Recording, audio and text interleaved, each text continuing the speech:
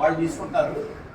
అలాగే వాళ్ళకి రాము సెక్రటరీగా ఉన్నాడు, అలాగే ఉద్యోగ కౌన్సిల్ ప్రెసిడెంట్గా ఉన్నాడు ప్రస్తుతం. వీళ్ళందరూ తీసుకునే నిర్ణయాలకి మేమందరం కట్టుబడి పనిచేస్తేనే వాళ్ళు సక్సీడ్గా అన్ని విషయాలను ముందుకు తీసుకెళ్తారు. ఇండస్ట్రీ చాలా కష్టాల్లో ఉంది. డెఫినెట్గా ఆంధ్ర తెలంగాణ అక్కడ ఉండే సమస్యలు అక్కడ ఏర్పాటు చేసుకునే దానికి అక్కడ వాళ్ళు కావాలి. అది లీడ్ చేస్తాడని భరత్ డెఫినెట్గా లీడ్ చేస్తాడు. సామరస్యంగా అన్నదమ్ముల్లాగా రెండు ఆర్గనైజేషన్లు డెవలప్ చేయాలని చెప్పి కోరుకుంటున్నాను.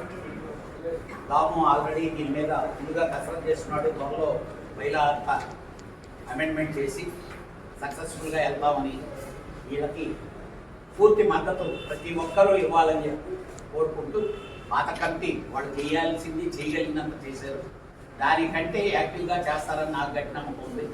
మరొకసారి అందరికీ మా భరత్ని అలానే మా వైస్ ప్రెసిడెంట్ అశోక్ ప్రతి ఒక్కరికి థ్యాంక్స్.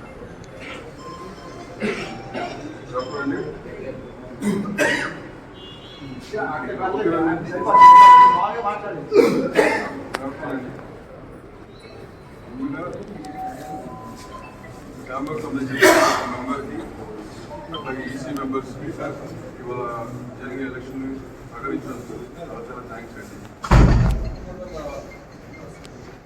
గతంలో రాజుగారు 1 year ఏం చేయగలిగారు, చేయగలిగారు చేశారు. ఆయన చేసినాన్ని ఫార్వర్డ్ తీసుకెళ్తాం అనేది భరత్ గారు ప్రధానమైన. సో ఆయన డెఫినెట్గా నమ్మకం ఉంది, ముందు తీసుకెళ్ళగలని అని. అట్లాగే అశోక్ కుమార్ గారు సీనియర్ మెంబర్ ఇక్కడ ఆయన చాలా సెక్రటరీ కూడా చేశారు. ఆయన ఎక్స్పీరియన్స్ పర్సన్, ఎందుకంటే ఎక్స్పీరియన్స్ పర్సన్ ఇవాళ కావాలండి ఛానల్. సో ఆయన మేము కొన్ని విషయాలు అనుకున్నా ఉన్నాము. అది కూడా అశోక్ గారి సపోర్టు, మెంబర్స్ అందరూ సపోర్టు, ఈ మెంబర్ సపోర్టు 1 year ఎంతమంది తీసుకెళ్తాం. Thank you very much. Thanks for all support.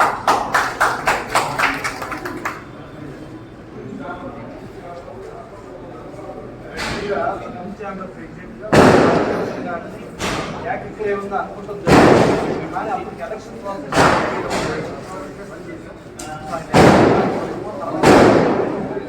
Ashok Kumar గారు ఒక కోటకి కాదు, ఇదంతా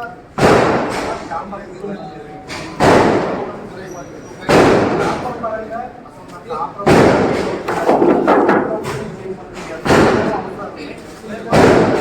చాలా పెద్ద సమస్య. ఆ డిసిషన్ ఎలా ఎంచుకోవాలి, అక్కడ స్థలాలు దానికి ఉన్నాయి కాబట్టి వీళ్ళతో వాళ్ళ గర్వతం మూలంగా అటు ఆ గవర్నమెంట్కి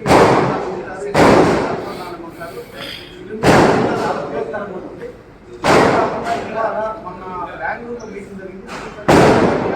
సౌత్ ఇండియన్ ఛాంబర్ ఇండియాలో ఉన్న ఆర్గనైజేషన్స్ కూడా ఒకటి చేసుకునే విధంగా మన సి కళ్యాణ్ గారు బిల్డింగ్ కమిటీ చైర్మన్ ప్రెసిడెంట్గా ఉన్నారు. ఇప్పుడు film federation of India president ఉన్నారు. ఇప్పుడు సెక్రటరీగా కూడా ఉన్నారు. కాబట్టి భారతదేశంలో ఉన్న అన్ని పరిస్థితులను యాక్టివ్ తీసుకొచ్చి ఒకరికొకరు సపోర్ట్ చేసుకుని సినీ ఇండస్ట్రీ సమస్యలు ఏం తీర్చుకోవాలనేది చాలా ఇంపార్టెంట్. దానితో పాటు ఇవాళ వీళ్ళు గెలుపుకి మెయిన్గా చెప్పాలంటే ఎగ్జిబిటర్స్ వాళ్ళు 17 ఊళ్ళు ఉన్నాయి. ఆ ఎగ్జిబిటర్స్ ఎవరిని ఎన్నుకుంటే వాళ్ళే కూడా ఆర్గనైజర్స్ పరిస్థితుంది. వాళ్ళ సపోర్ట్తో వీళ్ళతో ఎన్నుకోవడం జరిగింది. ఆ ఎగ్జిబిటర్స్ సమస్యలు అంటే జనరల్గా ప్రభుత్వం నుంచి ఏ ప్రాబ్లం వచ్చినా ఫస్ట్ ఎగ్జిబిటర్ వస్తుంది.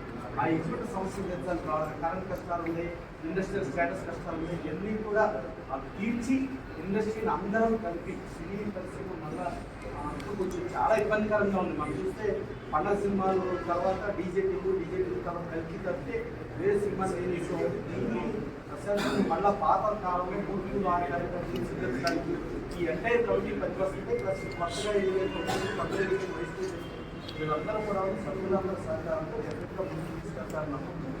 ఇలా ఓటేసి గెలిపించిన వాళ్ళకి ప్రతి తెలియజేస్తుంది. ఇది ఒక ఓటర్ కాదు, ఒక గెలుపు కాదు, ఇది మా కుటుంబం, మా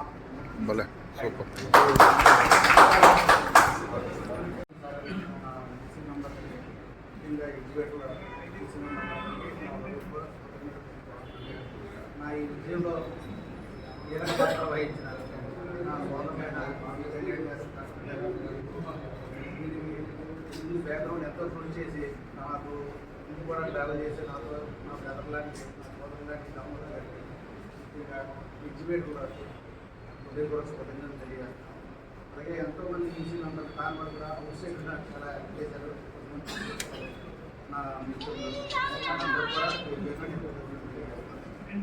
ఈ సమస్యల వరకు సీనియర్లైనా ఎంతో అనుభవమైనా సామాన్య ప్రశ్న లేదు కళ్యాణ్ గారు ప్రసన్న గారు అలాగే నా